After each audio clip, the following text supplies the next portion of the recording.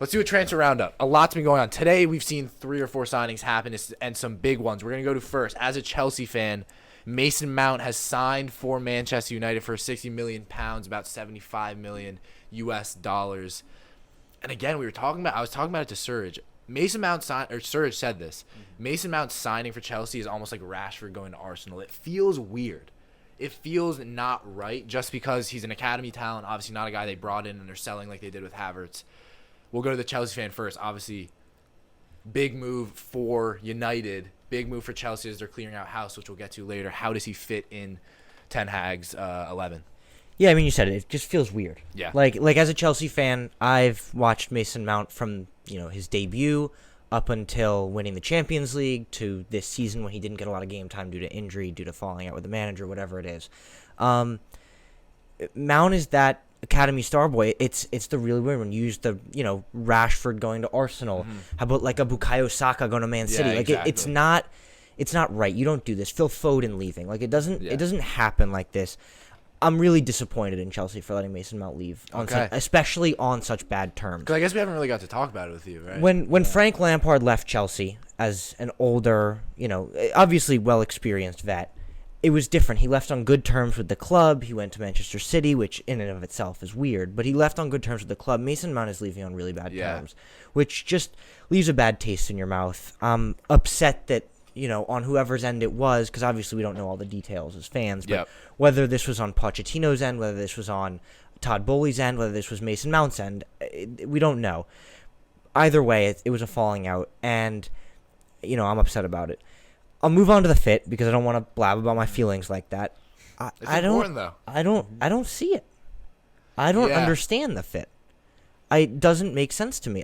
Mason Mount's a class player. He's a quality player. And Manchester United, obviously you're going to take your chance to get a quality player into your team. But Bruno Fernandes is one of the best attacking midfielders in the world. And neither Bruno nor Mason Mount plays exceptionally well when playing anywhere other than the 10 role. When playing as an 8 for Portugal, Bruno Fernandes fades into the distance and just does nothing. Mason Mount played as an 8 for a little while for England, played as an 8 for a little while for Chelsea, does not play as well there. Both of these guys thrive as the attacking midfielder for their team. I don't see both of them starting week in, week out.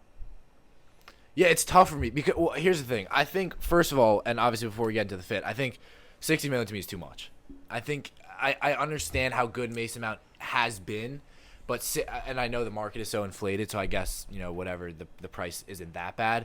I think 60 million is too much. I think 40 million would have been more realistic, but whatever. That's nor here nor there.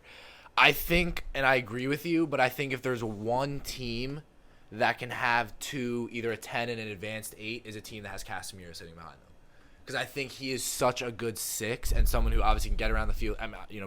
He is obviously one of the best 6s in the world, if not the best 6 in the world. So I think for United, there was obviously, because they're not benching Bruno Fernandes, so I think there was definitely for Ten Hag, who we know is a great coach, there's going to be some kind of formation change in place. I think this is a more attacking move.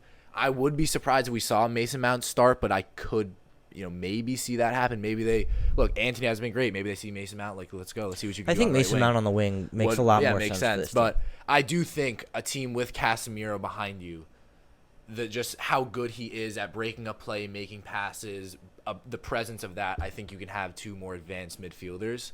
So I do think, it's different. It's not like he went to, I don't even know, literally any other team. Maybe Man City would be the only other one. Liverpool couldn't work. Where else? Tottenham couldn't work. But I think for a team like that, I think having Casemiro as that safety blanket, I think maybe the only way that this could work. Having both Fernandes and Mount being more. I don't even necessarily see it working with Casemiro. I think Casemiro's a great player. There's no doubt about it. But Casemiro with United this past season looked more like an 8 to me. Yeah. He was scoring goals. He was assisting goals. He was playing a lot higher up the field. And in the most illustrious time in his career at Real Madrid, he was playing with Toni Kroos and Luka Modric, who are 2 of the best center mids of our generation, neither of whom play as 10s. Luka Modric is playing more like that now, but that's as a 36, 37-year-old. Both of those players had the ability to recover and play defensively when Casemiro went forward. So Casemiro didn't have to play as more of a 6. I don't think he'll have problem adjusting to playing as a 6. I just wonder if it takes away from the fluidity of the midfield. Yeah. I think with Casemiro, Mount, and Bruno, that's 3 phenomenal players. It's 3 really strong players, but not players that are necessarily super fluid together. Yeah. I think The man to Yeah. speak. Yeah. I don't think Serge has spoken the No, whole time. I'm just here. This is a really interesting signing, but I actually think it is an okay fit. I think Casemiro will be fine because the player that he was playing with before, Christian Eriksen, is someone who really doesn't have a great work rate. I think he's someone that also was like that advanced 8, almost as a 10. He just wasn't really as successful in the position. I think Mason Mount, as an advanced 8, could be very successful because I think one of his biggest strengths, again, Charlie, you're the Chelsea fan, correct me if he's wrong, is his ball carrying ability. Someone who's able to really kind of push the ball forward, especially on the half turn. It's really one of his strengths. But we also didn't really see him get a lot of open play assists. I think it was like that was something where we didn't really see. I mean, again, maybe that was because of Chelsea's finishing, but the numbers suggest that he wasn't really insanely strong, at least not as strong as Bruno Fernandes in that final ball compartment. No, yeah. And I think Mason Mount is someone that's going to help United get them further up the field. It might be hard for them to retain possession, and that's really where Casemiro is going to have to do his best work as kind of a destroyer and recovering the ball.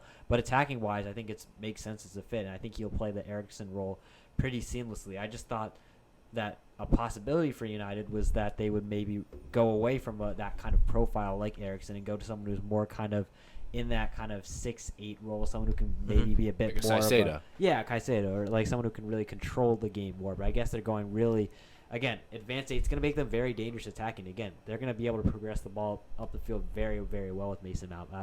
I do agree that it's definitely they're definitely keeping the system, which is a bit risky and could make them a bit vulnerable. But I see where he fits in Ten Hag's system. I just thought there'd be more of a change. I think it's incredibly risky considering they don't have a 9 yet.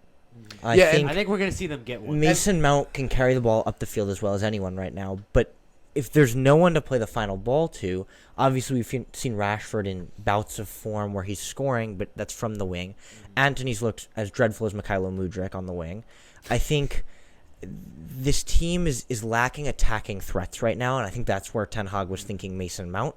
But I think they need to reintroduce Rashford and Sancho as goal scorers. Sancho, I mean, we've seen what this guy can do. We saw him. He was kind of. He started was to create a finding little bit bit, down the stretch, but not enough. And I think that's where they still need a 9 to be introduced into this team. So I would not be surprised if we saw Mason Mount move out to the wing, Rashford move up top. I would not be surprised if we saw that. I think we're going I to mean, sign a That's striker that's moving one forward. thing that'll never change in the history of the sport is having a true 9 is I think so It's vital. ridiculously important. And I think even for the fit makes sense because we're seeing now a kind of new generation of formations. Look, that city mold of having John Stones move inside, you're seeing more attacking teams. Like I think in 10 years, and I've told this to you guys, I think almost every team in the world will have a 3-back system.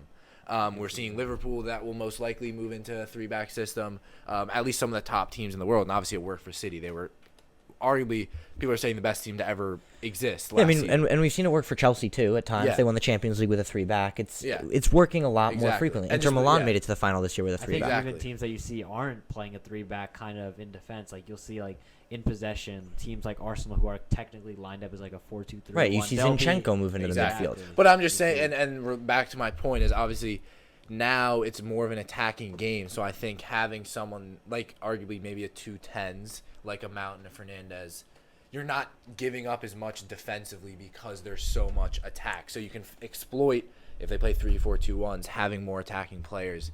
I think it's different. I think obviously the tacticians at United have some plan, but I do definitely see the fit there.